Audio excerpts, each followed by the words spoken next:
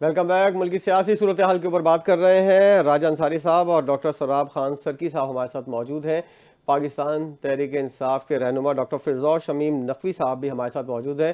فردوس صاحب بہت شکریہ. اب سے تھوڑی دیر پہلے ڈاکٹر صاحب اور راجہ صاحب اس بات کے اوپر حیران ہو رہے تھے کہ آپ کی پارٹی کی لائن کیا ہے, آپ کی پارٹی چاہتی کیا ہے. ایک طرف کبھی مذاکرات کے ہاں کرتے ہیں, پھر ٹی او آرز آتے ہیں, اس کے اندر ایسی شرائط ہوتی ہیں کہ جن کے اوپر ماننا جو ہے وہ انتہائی مشکل ہوتا ہے. اس کے بعد اب آپ کے معاون خصوصی جو ہیں اطلاعات کے پختونخوا کے شفیع جان صاحب, انہوں نے بیان دیا ہے اور کہا ہے کہ ہم اب جو ہے وہ مذاکرات سے انکار کرتے ہیں. تو واقعی اب یہ بالکل ہمیشہ کا انکار ہے یا بعد میں آگے چل کر بات چیت کے دروازے کھل بھی سکتے ہیں اور اس انکار کو حتمی طور پر نہ سمجھا جائے؟ فردوس صاحب. دیکھیے میں سمجھتا ہوں کہ وہ اعلان میں نے ان کا سنا نہیں، لیکن جہاں تک پارٹی کا تعلق ہے، آج ہی تحریک تحفظ آئین پاکستان کی جو کانفرنس ہوئی ہے اس کے اندر یہ اختیار خان صاحب نے علامہ راجہ ناصر عباس صاحب اور محمود خان اچکزئی کو دیا ہوا ہے، اور ہم ایز اے پارٹی کمیٹڈ ہیں. آج وہاں کانفرنس میں میں بھی موجود تھا، وہاں باقاعدہ یہ اعلان ہوا ہے کہ جی ہم ڈائیلاگ کو تیار ہیں، یہ نہیں ہے کہ نہیں ہے، لیکن ہم اس بات کے لیے بھی کہہ رہے ہیں کہ اگر ڈائیلاگ کم نہ بیٹھنا چاہیں تو اس کے بعد ہم جو ہے اسٹریٹ موومنٹ بھی کریں گے، اور اس سے کہ ہم سمجھتے ہیں کہ ہمارے ملک کی اکائی خطرے میں، جو social contract between the federation and the provinces جو ہے وہ ڈسٹرب ہو چکا ہے، اور آج ڈسٹرب نہیں ہوا، اس کے پیچھے جو چیز محرکات ہیں وہ بھی سب کو نظر آتی ہیں. یہاں جو ہے جمہوریت جیسی چیز کا کوئی نام نہیں ہے. دیر از نو ڈیموکریسی ان پاکستان. اس کیوں نہیں ہے؟ اس سے کہ vote government of the people, people نے ووٹ کیا، وہ مانا نہیں کیا. بائی دا پیپل، جن کو الیکٹ کیا گیا ان کو اسمبلی میں آنے ہی نہیں دیا گیا. فار دا پیپل، تو آپ دیکھ لیجئے کیا حشر نشر ہوا ہے. تو جمہوریت تو نہیں ہے. جہاں جمہوریت نہیں ہوتی وہاں پھر آمریت ہوتی ہے، اور آمریت کو سہارا دینے کے لیے اگر کوئی وردی پہن لے ڈکٹیٹرشپ کو تو اس کو مارشاء اللہ کہتے ہیں. تو آج پاکستان میں مارشاء اللہ ہے. تو تبھی فردوس تو شمیم نقوی صاحب، ایک جس کانفرنس کی آپ بات کر رہے ہیں اس کے اندر تو بہت اچھی اچھی باتیں ہوئی ہیں اور کہا ہے کہ نئے آغاز کی ہم بات کرتے ہیں، آئیے چلتے ہیں، سب مل کر چلتے ہیں، بات چیت کے ذریعے مسائل حل کرتے ہیں.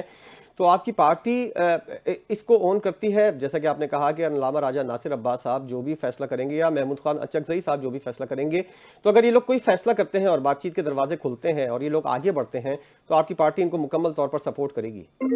دیکھیں میں یہ سمجھتا ہوں کہ اگر آپ دیکھیں گوہر صاحب کی، ہمارے سلمان اکرم راجہ صاحب کی اور میری تینوں کی تقاریر سن لیں تو آپ یہ سوال نہیں پوچھتے. ہم نے بڑی دو ٹوک الفاظ میں کہا ہے کہ ہمارا پہلا راستہ مذاکرات کا ہے، لیکن ہم اس بات کو بھی مانتے ہیں کہ اگر یہ مذاکرات نہیں کریں گے تو ہمیں جو کرنی ہے مزاحمت، جو کہ عمران خان کر رہے ہیں، اب ہمارا کام جو اس کے بعد رہ جاتا ہے پارٹی کا، وہ پھر ہمیں جو ہے سڑکوں پہ آنا پڑے گا. کس طرح سے آئیں گے اس کا جو ہے میں اس وقت خد و خال بھی بتا سکتا ہوں. ہم یہ بھی کہہ سکتے ہیں کہ ہم نے جو ہے وہ گھروں میں بیٹھ جانا ہے. اس سے کہ جب شمیم سڑک بھائی، پہ نکلتے ہیں ڈاکٹر سوراب میں لائن پہ ہوں. لائٹیں بند کر کے گولیاں چلاتے ہیں، تو گھروں میں بیٹھ جائیں گے تو کیس کو ماریں گے. تو ہمارے پاس جی ڈاکٹر صاحب مزاحمت ساتھ کرنے کے رہیے گا. فردوس صاحب سے فری ہو کے ذرا آپ کا بھی پوائنٹ آف ویو لیتے ہیں. ہاں نہیں شمیم بھائی چلے نہیں. جی فردوس شمیم نقوی صاحب اپنی بات کمپلیٹ کیجیے گا. تو میں یہ کہہ رہا تھا کہ جس طریقے سے اس ملک میں انصاف بانٹا جا رہا ہے، there is no justice, there is no justice, there is no rule of law. نہ عدل ہے نہ انصاف ہے. اچھا، اس مذاکرات کی عدل جو اور آپ بات کر انصاف رہے ہیں نا، جس کے اندر آپ نے وہ ڈاکٹر سوراب صاحب کچھ ایڈ کرنا چاہ رہے تھے، ڈاکٹر صاحب ایڈ کرنا چاہیں گے آپ کچھ ہاں اس بالکل. میں اچھے ماحول کے شمیم اندر؟ پہلے تو میں تو بڑے آواز سن کے شمیم بھائی میرے ساتھ اسمبلی میں ممبر رہے ہیں، بڑی خوشی ہوئی. اللہ ان کو صحت دیں، بہت اچھے آدمی ہیں. بات یہ ہے کہ بھائی آپ ہمیشہ پازیٹیو رہیں، لیکن پرابلم یہ ہے کہ پی ٹی کانفرنس ہو رہی تھی رات کو، پھر ایک پروگرام میں شفیع جان نے پھر وہ کہ ہم کسی صورت میں تو تو یہ اس کو بہتر نہیں ہے کہ آپ یہ جتنے بھی اس طرح کی باتیں ہو رہی ہیں اس کو روکنے کے لیے کوئی ایسی حکمت عملی بنائیں تاکہ یہ جو آپ کے ترجمان ہیں وہ پتہ نہیں ہر چینل پہ ابھی بیٹھے ہوتے ہیں، پتہ نہیں کیا کیا باتیں کرتے ہیں، اس سے معاملات جو ہیں اور زیادہ بگڑ رہے ہیں، اچھے نہیں ہو رہے ہیں۔ بنتی بات جو ہے وہ بگڑ جاتی ہے۔ ڈاکٹر صاحب کا یہ مقصد ہے اور یہ بتانا ہے فردوس صاحب کہ بات اچھی خاصی چل رہی ہوتی ہے، کل ایک کانفرنس ہوئی، اس کے بعد ایک بیان آیا خیبر پختونخوا کے معاون خصوصی اطلاعات شفیع جان صاحب کا، اور ساری بنی بنائی بات کے اوپر ہمیشہ ایسا ہی ہوتا ہے، یہ پہلی دفعہ نہیں ہوا ہے، کبھی کوئی رہنما آتا ہے اور وہ اس طرح کی بات کر کے چلا جاتا ہے جس سے سارا بنا بنایا کھیل جو ہے وہ بگڑ جاتا ہے۔ تو آپ اپنے کارکنان کو، رہنماؤں کو، جو معاون خصوصی ہیں، ان لوگوں کو ذرا سا کچھ بتائیں، پالیسی کسی قسم کی ہونی چاہیے تاکہ ایک لائن جس کے اوپر چل رہی ہے آپ کی پارٹی اس لائن سے نہ ہٹیں، ایک بیان کی وجہ سے پوری لائن خراب ہو جاتی ہے، اس کے اوپر نشاندہی کی ہے ڈاکٹر صاحب نے۔ ڈاکٹر سراب سرکی صاحب جو ہیں وہ میرے لیے قابل احترام ہیں، اور ڈسپائٹ کہ ہم مختلف جماعتوں میں رہتے ہیں لیکن ان کے محب وطن پاکستانی ہونے میں، جمہوریت پسند ہونے میں مجھے کوئی بھام نہیں۔ میں جو آپ کہا گیا جب تک میں وہ پروگرام سنوں نہیں اچھا، اور میں یہ دیکھوں نہیں کہ سوال کیا پوچھا تھا اینکر نے ٹھیک ہے۔ اور میں نے کس پہ جواب دیا ہے، تو یہ ون سائیڈڈ ہوگا اچھا، فردوس جواب شمیم کہ نقوی میں صاحب، راجہ انصاری صاحب بھی نون لیگ سے ان کا تعلق ہے، یہ بھی ہمارے ساتھ موجود ہیں، اور اب سے تھوڑی دیر پہلے یہی فرما رہے تھے کہ جب بھی مذاکرات کی بات ہوتی ہے تو اس کے اوپر بھی بات چیت جو ہے وہ آگے نہیں بڑھ پاتی، ٹی او آرز کچھ ایسے آ جاتے ہیں۔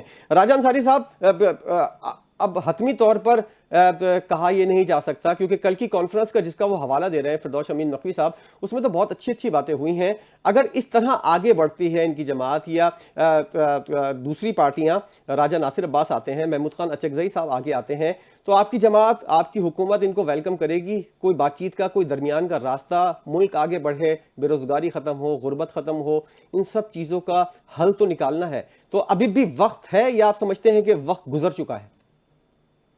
نہیں، میں نے پہلے بھی عرض کیا کہ ڈائیلاگ کا وقت ہمیشہ رہتا ہے اور سیاسی جماعتیں ڈائیلاگ پروسیس کو کبھی ختم نہیں کرتی ہیں، لیکن دیکھیں اب اس وقت پاکستان پیپلز پارٹی ہو، مسلم لیگ نون ہو، دیگر سیاسی جماعتیں ایم کیو ایم ہے، ہم اس وقت حکومت کا حصہ ہیں۔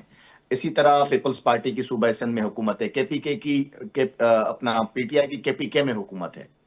تو جب آپ اپنے آپ کو ایکسکلوڈ کر دیتے ہیں اور ایسے باتیں کرتے ہیں جیسے آپ کی پاکستان کے ایک بہت اہم صوبے میں حکومت ہی نہ ہو، اور آپ جب ایک لائن لے لیتے ہیں کہ جی جو سوشل کانٹریکٹ ہے وہ عوام کے اور حکومت کے درمیان ختم ہو گیا ہے، تو کیا کے پی کے حکومت اور کے پی کے عوام کے درمیان جو سوشل کانٹریکٹ ہے وہ ختم ہو گیا ہے؟ آپ جب یہ لائن لیتے ہیں کہ جمہوریت جو ہے وہ موجود ہی نہیں ہے سرے سے، تو کیا کے پی کے میں جہاں آپ کی حکومت ہے وہاں جمہوریت موجود نہیں ہے؟ آپ کہتے ہیں ملک میں انڈکلیئرڈ مارشل لا نافذ ہے، تو پھر کیا کے پی کے کی جو صوبائی حکومت ہے وہ کے پی کے عوام پر مارشل لا نافذ کیے ہوئے؟ لیکن اگر یہ ساری چیزیں، یہ ساری برائیاں کے پی کے میں نہیں ہیں جو کہ پاکستان کا حصہ ہے، تو پھر ملک کے دیگر صوبوں میں اور دیگر حصوں میں وہاں پر بھی یہ صورتحال نہیں ہوگی، اور اگر وہاں پر صورتحال یہ ہے تو پھر اپنے فیلیور کو بھی مانیں، پھر آپ کہیں کہ جی سندھ میں بھی یہ صورتحال ہے تو کے پی کے کا جو وزیر اعلیٰ ہے وہ بھی نااہل ترین آدمی ہے۔ لیکن آپ کیا کہتے ہیں؟ آپ کی کیا آپ کہتے ہیں میٹھا میٹھا ہپ ہپ، کڑوا کڑوا تو تو، ہمارے سب ٹھیک ہیں، یعنی وہی خان صاحب والی پرانی پالیسی کہ جی ہم تو ٹھیک ہیں باقی سارے چور ہیں، ہم فرشتے ہیں باقی سارے جو ہیں وہ غلط لوگ ہیں۔ تو آپ نے دیکھ لیا ان فرشتوں اور ریاست مدینہ کی جو ساری کل جس طرح ورڈکٹ آیا ہے معزز عدالت کا کہ وہ لوگ جو ساری دنیا کو چور بولتے رہے، ان کی چوری کی نیت بھی ثابت ہوئی کہ وہ ہار، وہ بلگری کا وہ اپنے گھر لے گئے اور پھر اس کو اونے پونے داموں خرید لیا، اور پاکستان کی ریاست کو راجہ کتنا صاحب بڑا انتہائی نقصان ویلڈ پہنچایا پوائنٹ جس آپ نے پر اٹھائے ہیں، وقت کم ہے، میں چاہوں گا فردوس شمیم نقوی صاحب سے اس کا جواب بھی لے لوں اور کچھ ایڈ بھی کر دوں۔